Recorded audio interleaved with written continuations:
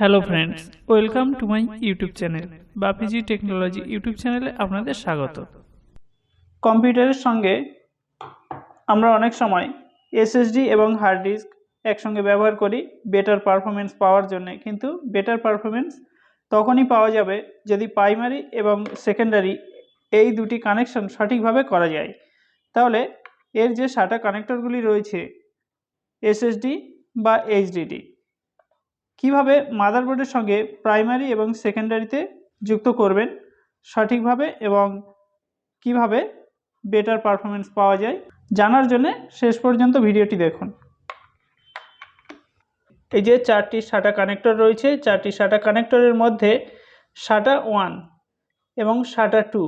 SATA 1 হলো এখানে primary, এখানে যুক্ত করব এসএসডি, এবং SATA 2 হলো সেকেন্ডারি, এখানে আমরা যুক্ত করব এইচডিডি। তো যুক্ত করার পর আরও কয়েকটি সেটআপ আমি করব, শেষ পর্যন্ত দেখুন ভিডিওটি।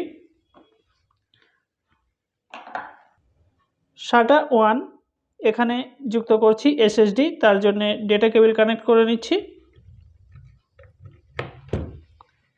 ডেটা কেবল কানেক্ট করার পর এসএসডি সঙ্গে ডেটা কেবল কানেক্ট করে নিচ্ছি।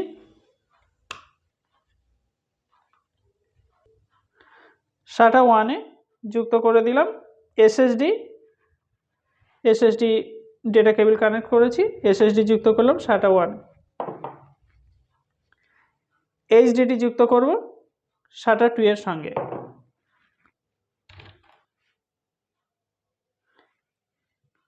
SATA 2 কানেক্ট করে দিলাম। এই SATA 2 হচ্ছে এখানে সেকেন্ডারি, এখানে যুক্ত করতে হবে এইচডিডির সঙ্গে ডেটা কেবল কানেক্ট করে দিচ্ছি, এবং এই ডেটা কেবলটি যুক্ত হয়েছে মাদারবোর্ডের SATA 2 এর সঙ্গে, অর্থাৎ এই SATA 2 হলো এখানে সেকেন্ডারি এবং SATA 1 প্রাইমারি। এসএসডি দিলাম প্রাইমারিতে আর এইচডিডি দিলাম SATA 2 সেকেন্ডারিতে। বুটেবল পেন ড্রাইভের দ্বারা ওএস ইনস্টল করে দেব এসএসডির মধ্যে।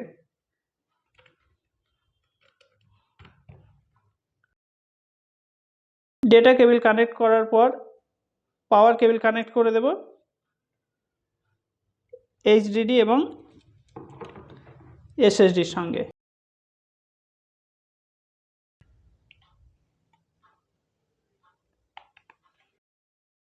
এইচডিডি এবং এসএসডি পাওয়ার কানেক্ট করে দিলাম।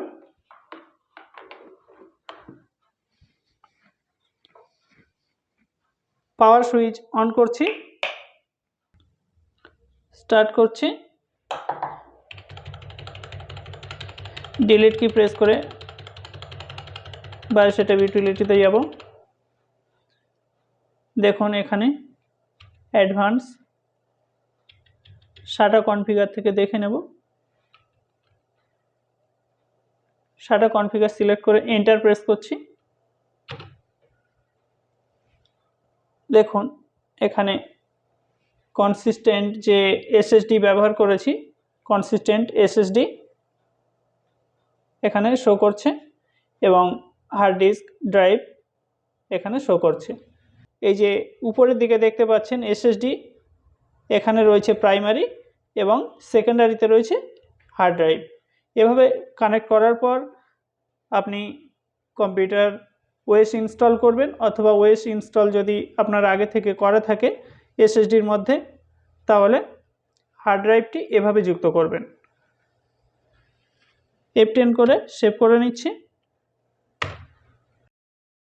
ওএস ইনস্টল করার প্রয়োজন হলে ওএস ইনস্টল করে নেবেন, অথবা যদি আপনি ওএস ইনস্টল করতে না পারেন কিভাবে ওএস ইনস্টল করতে হয় উইন্ডোজ 10 বা উইন্ডোজ 7 আমার চ্যানেলে আপলোড করা আছে আগে, সেখান থেকে দেখে নিতে পারেন।